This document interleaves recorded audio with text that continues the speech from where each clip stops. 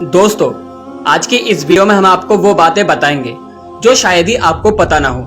दोस्तों, 2023 जो कि आने ही वाला है, और फिर उसके बाद दुनिया क्यों बदलने वाली है 2023 में, और क्या होने जा रहा है 2023 में, जिसमें मुस्लिम दुश्मन जैसे France, America, England, Japan, Israel, Denmark डर रहे हैं। और साथ ही साथ हम आपको ये भी बताएंगे कि मक्का और मदीना शरीफ को तुर्की क्यों लेना चाहेगा, ताकि हज पर आने वालों की जिम्मेदारी खुद तुर्की ले सके। आखिर क्या वजह है कि एक तुर्की की वजह से पूरी दुनिया बदलने वाली है। दोस्तों, अगर आप हमारे इस YouTube चैनल पर नए हैं तो हमारे इस चैनल नेटवर्क फ्लाइट को जरूर सब्सक्राइब कर दें और इस वीडियो को एक लाइक जरूर कर दें। तो दोस्तों, जैसा कि आप लोग जानते हैं कि तुर्की सल्तनत उस्मानिया यानी खिलाफत उस्मानिया का मरकज रहा है, और इस सल्तनत का आगाज साल 1299 से शुरू हुआ और 1923 यानी 650 सालों तक यह हुकूमत रही, और फिर इस हुकूमत को खत्म कर दिया गया। दरअसल 1914 में जब पहला फर्स्ट वॉर शुरू हुआ तब दुनिया का बहुत बड़ा नुकसान हुआ था, और इसी बीच मुस्लिम दुश्मन देशों को खिलाफत उस्मानिया को तोड़ने का मौका भी मिल ही गया था, और इन देशों ने अपनी साजिशों के तहत तुर्की में अपने जासूसों को भेज रखा था और कुछ लोगों को खरीद भी लिया था, क्योंकि इन मुस्लिम दुश्मनों को इस सल्तनत से लड़ने की हिम्मत तक नहीं थी। और इन्हीं जासूसों में मुस्तफा कमाल पाशा अतातुर्क भी था, जो सिर्फ और सिर्फ कहने का मुसलमान था, और इन्हीं ब्रिटेन के लोगों ने तमाम मुस्लिम देशों को आपस में लड़वाया था, जिसमें सऊदी अरब भी शामिल था। और यही वजह है कि तुर्की और सऊदी अरब एक दूसरे के दुश्मन हैं। 1923 में इसी मुसलमानों की सबसे बड़ी सल्तनत को तमाम साजिशों के बाद खत्म कर दिया गया था, और इत्तेहादी कुव्वतों ने तुर्की के खलीफा के साथ जबरदस्ती एक मुआहिदा किया। इत्तेहादी कुव्वत जिसमें Italy, France, Japan, Britain in सब ने मिलकर स्विट्जरलैंड में एक मुआहिदा किया था, जिसे मुआहिदा लौजान भी कहा जाता है, और इस मुआहिदे की मुद्दत 100 सालों की थी। इस मुआहिदे के तहत सुल्तान की सारी चीजें जब्त कर ली गई थी।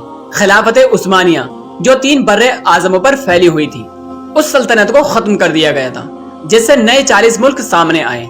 दोस्तों, सल्तनत उस्मानिया इतनी ताकतवर थी जितने मुल्क, जितने बर्रे आजमों पर इनका कब्जा था। अगर आप देखें मौजूदा दौर में तो उन देशों के नाम कुछ इस तरह से हैं: ईरान, इराक, फिलिस्तीन, रोमानिया, सऊदी अरब, दुबई, जॉर्डन, मिस्र, यूनान जैसे मुल्क सल्तनत उस्मानिया में शामिल थे। और यही वजह है कि मुसलमानों की कुव्वत थी, उनकी शानो शौकत थी। सल्तनत उस्मानिया से लड़ने से पहले उनको कई बार सोचना पड़ता था, मगर इस मुआहिदे के तहत जो भी शर्तें लगाई गईं, उन शर्तों ने तुर्की को एक तरफ बांधकर फेंक दिया था। वो शर्तें कुछ इस तरह से थीं कि सल्तनत उस्मानिया को अब खत्म कर दिया गया। सल्तनत उस्मानिया के सुल्तानों को उन्हीं के देश तुर्की से निकाल दिया गया, और कुछ सुल्तानों को मार भी दिया गया। दोस्तों, सल्तनत उस्मानिया की 3 बर्रे आजमों पर फैली माल दौलत को भी जब्त कर लिया गया, और तुर्की को एक सेकुलर देश बना दिया गया। इस्लाम और सल्तनत उस्मानिया पर पाबंदी लगा दी गई, बल्कि शुरू में अरबी जुबान पर भी अजान देने पर भी पाबंदी लगा दी गई थी। तुर्की के देश में पेट्रोल बहुत ज्यादा है, जिससे तुर्की बहुत ही ज्यादा अमीर हो सकता था, लेकिन पेट्रोल की ड्रिलिंग पर भी पाबंदी लगा दी गई, यानी तुर्की खुद अपने देश से पेट्रोल भी नहीं निकाल सकता था। और इसके साथ साथ तुर्की की एक बंदरगाह भी है बॉस्फोरस।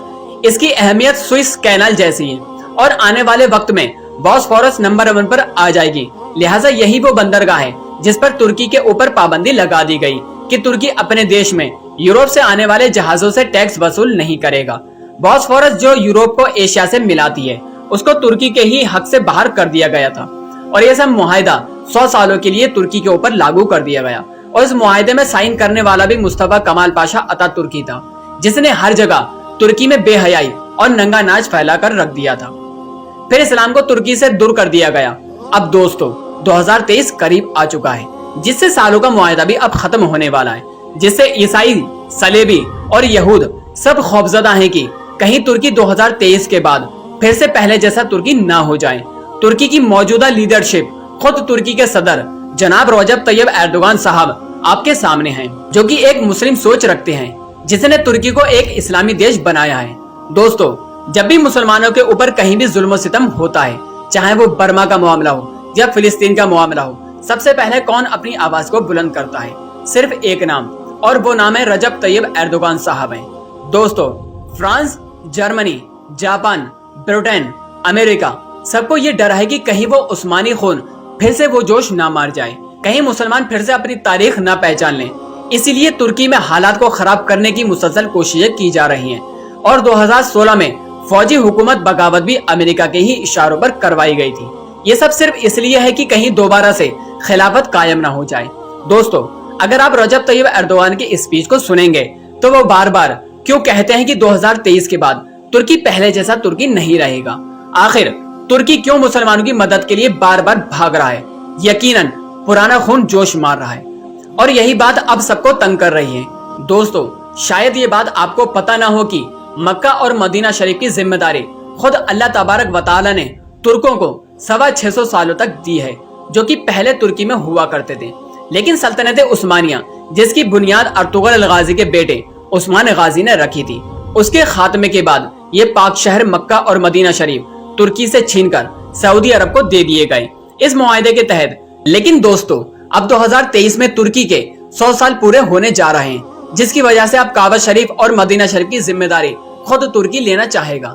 क्योंकि दोस्तों, तुर्कों का ये मानना है कि मक्का और मदीना शरीफ हमसे छीने गए हैं और सऊदी अरब ये कभी नहीं चाहेगा और पूरा का पूरा मामला इस्लामी देशों की वोटिंग के ऊपर चला जाएगा। दोस्तों, तुर्की 2023 के बाद अपने देश से तेल भी निकाल सकेगा और बॉस्फोरस के समुद्र के ऊपर से जाने वाले जहाजों के ऊपर से टैक्स भी वसूल करेगा और फिर से खिलाफत उस्मानिया की मांग भी कर सकेगा, जिससे तुर्की की इकोनॉमी बहुत ऊपर तक चली जाएगी। क्योंकि दोस्तों, आने वाले कुछ टाइम के बाद दुनिया पूरी तरीके से बदलने वाली है। अब ये देखना है कि तुर्की के सदर जनाब रजब तैयब एर्दोगान साहब, जो मुस्लिमों के हीरो हैं, वो अपनी तारीख को फिर से दोहरा पाएंगे। क्या फिर से इस्लाम का परचम बुलंद होगा?